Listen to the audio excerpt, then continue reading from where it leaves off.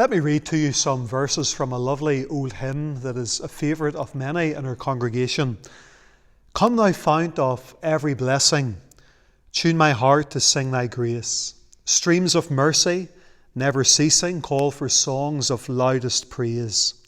Teach me some melodious measure, sung by flaming tongues above. O the vast, the boundless treasure of my Lord's unchanging love. Here I raise my Ebenezer, hither by thy help I'm come, and I hope by thy good pleasure safely to arrive at home. Jesus sought me when a stranger, wandering from the fold of God. He, to rescue me from danger, interposed his precious blood.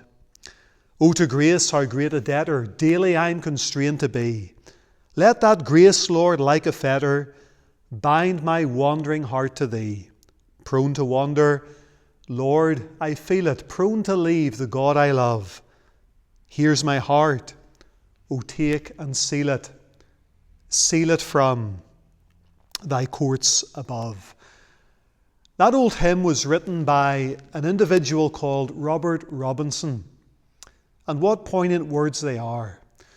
But whenever Robert Robinson had written that hymn, a good number of years later, he was travelling in a carriage. And in that carriage there was a lady who was a Christian, and she was reading a book. Nobody was talking, everybody was minding their own business. And all of a sudden this lady spoke up and she addressed the people in the carriage, and she says, would it be okay if I read some words of a poem that I've found in this Christian book that I'm reading? And she began to read the words of this hymn. Come thou fount of every blessing. Everybody listened. And then whenever she got to the last words of the last verse, prone to wander, Lord, I feel it. Prone to leave the God I love, here's my heart, O take and seal it from thy courts above. One of the men in the carriage broke down and wept. Robert Robinson. She didn't know him. She was somewhat embarrassed and troubled by that, and whenever she found him alone a little bit later on, she spoke to him and she said, Sir, I didn't mean to cause any offence.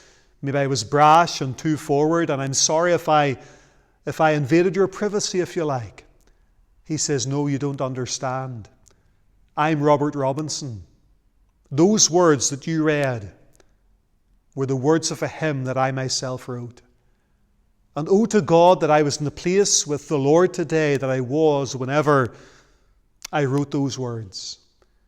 You see, Robert Robinson had grown cold at heart, backslidden, and got away from the Lord. And in a sense, he was a prophet of his own fate. He was prone to wander and prone to leave the God I love. Maybe I speak to somebody today and you're listening in this devotional, and that's been your experience as well.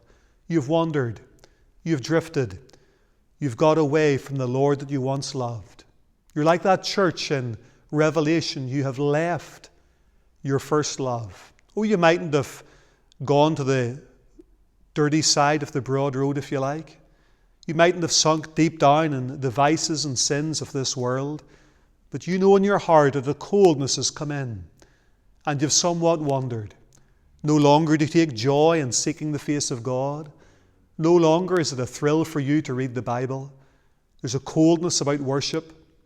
There's not the same desire for God's house that there once was.